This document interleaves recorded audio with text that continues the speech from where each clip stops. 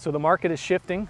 You're thinking about making a move here in Southwest Florida, or you're thinking about moving to Southwest Florida, and you're probably wondering what to do next. Let's talk about that. Right after this.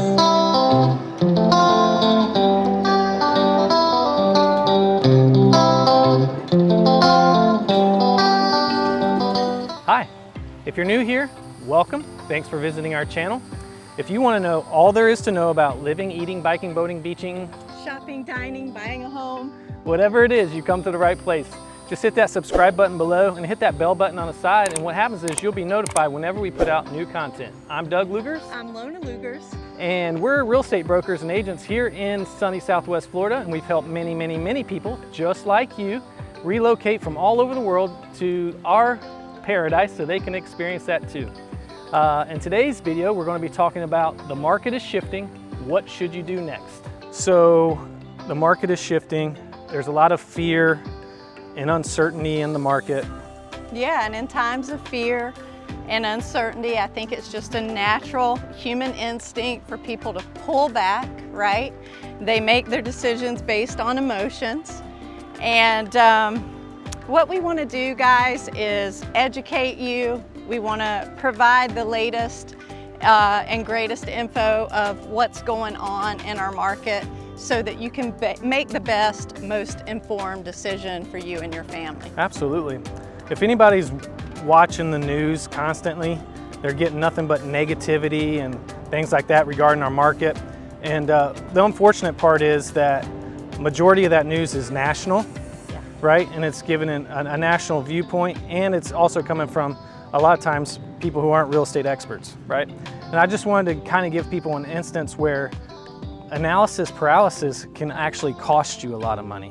Yes. So me and you were talking a little bit before about, like, what about the elderly person or older persons that is moving or needs to move into like an assisted living type situation, and all their wealth or most of their wealth is tied up into the equity of their home. Yeah, so they need to pull that equity out in order to pay for that facility. And if someone needs to sell now because they need to go into like an assisted living situation, they may need to cash in that equity. They may not have the ability to wait until a recession is over and we come back out of it to, you know, make that move.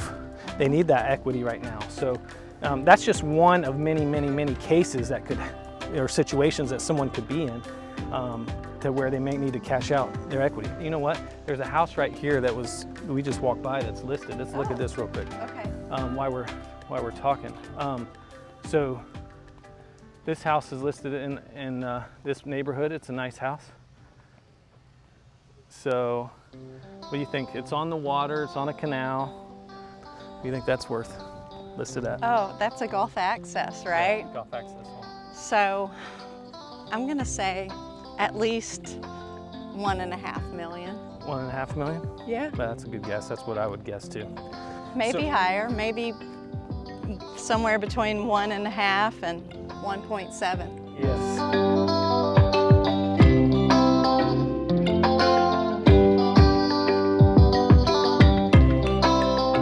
So, you know, back on what we were saying, not everyone can be in a box, right? We can't put everybody's situation in a box. Some people will need to make a move now, and we want to give you that data now, some interesting things that we have just found that can help you make that decision. Yeah, so first of all, so we mentioned, you know, someone needing to sell to get to the next season. Guys, it's still a great time to sell. It's still a seller's market. We still have a big supply and demand problem. There are buyers still interested in buying. So if you need to sell for one reason or another, do not hesitate. You're still going to get top dollar for your home in today's market. And just to put numbers to that so everybody knows, in June of pre-pandemic, so this would be June of 19, we had 6.8 months of inventory, and a balanced market is considered 6 months of inventory. So we had a balanced market going into 2020, before 2020, and right now we're sitting at 2.3 months of inventory. Still very much a seller's market out there. However, we are seeing that buyers are getting better deals than what they were getting before. There are less multiple offers, and you're not having to waive contingencies right now like you were before. So I just wanted to put that in perspective. Yeah, so since you mentioned buyers, so if you're a buyer and you need to buy a home, or you want to buy a home, and you're on the fence about it because you've seen interest rates rising. Now, in January of this year, interest rates were in the low 3s. And as of July, they have gone up to about the mid 5s. So I think that was scary for a lot of buyers. And a lot of buyers pulled back because of that. Just so you know, we do follow the top analysts in the country, and rates are predicted to stay between 5.5% and 6%, so under 6% for the next month or so. Yep.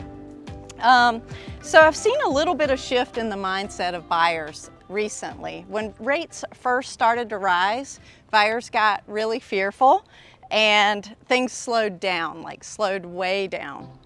But I think that buyers are coming to the conclusion that, hey, if rates are rising and they're going to continue to be rising, then maybe now is not such a bad time to buy after all. Right.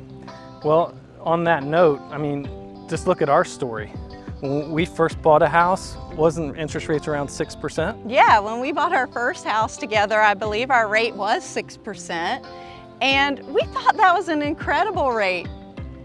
We were really happy to get that rate. Yeah, I was going to say that it wasn't that long ago that interest rates were 6% or 5%, and everybody thought those were decent rates, and everybody was buying homes, you know. People were happy to get that rate. It's just that we've been spoiled for so long with lower rates than I've ever seen in my lifetime, and that's what people have come to expect. Right, insanely low rates. And that goes back to, again, bringing up that previous video that we put out when we did the deep dive, is that interest rates go down when the Fed is trying to prop the economy up, and interest rates go up when when we start to go into a recession. So we're seeing interest rates go up right now, and that's what's got everybody screaming recession.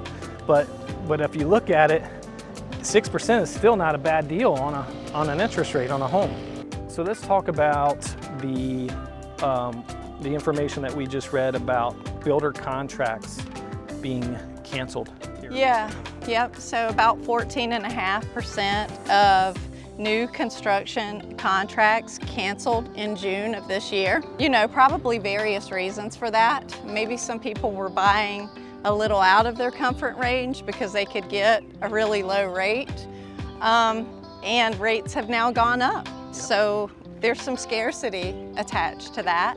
Well, and I just want to put it in perspective, is like, when we saw that, we were kind of shocked by it initially too, but when we started deep diving into this, we found out that there were actually more builder contracts canceled in April of 2020. Yeah, right at the beginning of the pandemic. Yeah. There were like 16.5% of builders' contracts were canceled during that time. Yeah, so just put it in perspective, you know, when people start to freak out, when interest rates start to go up, you're going to see more contracts be canceled.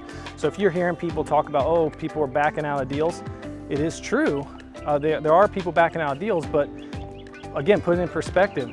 If someone had or was buying a home and they were buying a home at a 3% interest rate or 4% interest rate, and now interest rates are 6%, and let's just say they're on a new construction home, the cost of materials has went up for this, that, and the other, they may no longer be able to even afford that home. Right, so they may have been dealing with a situation where the price of the home and the interest rates both went up, which kind of took them out of that price point. So you're going to see that a lot on new construction, is what we're saying. And I think that goes back to anything else. Like, so when you're going to buy something, think about how long can you stay there, right? Mm-hmm. What are you going to do with that property? How long can you hold on to it? Because we just bought a home in 2021, right? Yep. And we're not worried about it because even if prices did dip back down a little bit, which I don't think they will, we're gonna hold on to that home. Absolutely. And if we decide to move on to a different place, we are going to rent it out. I think that Florida provides a really unique opportunity here, because even if you can't stay there for whatever reason, we are such a hot vacation area and second home market that you're always going to be able to rent that property out and at least break even on it. So there's really no need to panic. Absolutely. And I stopped. Oh. I just stopped because we were talking about new construction, and we have this new construction right here. You know, you can hear them hammering away in there. Yeah. You know, there's a lot of new construction happening still, and here in Southwest Florida, you know, Cape Coral and Fort Myers, so tons of it. It's because so many people are still moving here. So yeah, so vacation rentals. So let's talk about rent while we're on that topic. Yep. Go ahead. Yeah, so in the top 50 metro states, rent has risen over 15.5% over the last year. So I think the average rent in those areas is about $1,850 a month. Yeah, and if you compare that to an average mortgage across the country, which is at $1,842, yeah. I mean, buying a home is still a little bit cheaper. And I know probably a lot of people out there are going, well, that's not a lot of home. What kind of home can I get for $1,842? I don't know, but I can tell you that the average rent on a 2-bedroom apartment is at like $2,076. So, yeah, you know. And here's the way I look at it, guys. You're paying a mortgage either way. Mm-hmm. So if you're scared of buying and that's holding you back, you're either going to be paying your mortgage payment and building equity in your own home by purchasing, or you're going to be paying your landlord's mortgage payment if you go and rent from someone. And 100%. I would rather know that I have a fixed payment amount that I have to make every month than deal with the landlord, because they're going to be raising those rents every single year. Whenever their expenses go up, so do your rents. What happens with a mortgage is when you lock it in for 30 years, that's your mortgage, that's your payment. If you get a fixed rate? Yeah, if you get a fixed rate. The only thing that's gonna maybe make that go up a little bit is if you have your taxes and insurance escrowed into that payment and they go up. Yeah, so there are a little bit of variables there, but not as much as, you know, I think with being in a rental property. And plus you have so much more flexibility, but so those are things to consider too. Let's talk about the quote. We're not big Dave Ramsey fans, right? But we don't dislike Dave. No, I dislike him. We're just not like huge followers. We're not in the cult, right? So to speak. That's a better way of putting it.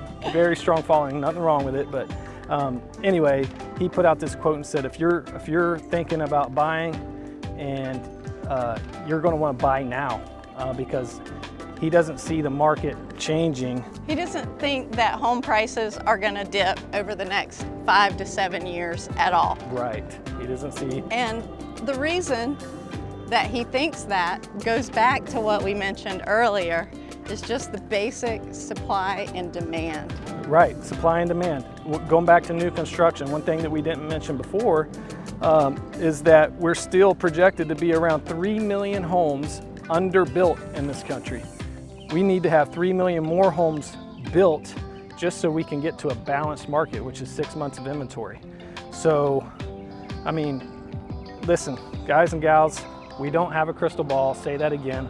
We don't know what's going to happen, but we also know that you can't put every buyer and every seller into the box and say that they shouldn't buy now or shouldn't sell now, because everybody's situation is different, and in every market, there's buyers that make money. There's sellers that make money in every single market. Yeah, so I think it's all about perspective, right? So you can look at this thing and follow the media and be scared and be fearful and stay where you're at and maybe not make that next best move for your family or for the next season of life. Or you can look at it as an opportunity, guys. Absolutely. Hopefully you enjoyed this video and you learned a lot from it. If you're thinking about making a move, in the near future, or you're wanting to know if your situation, it makes sense to make a move now, just give us a call. Let's talk through it. We'll talk through your situation together and help you make that. We'll run the numbers with you. Yeah, we'll run the numbers with you. We hope you enjoyed this video.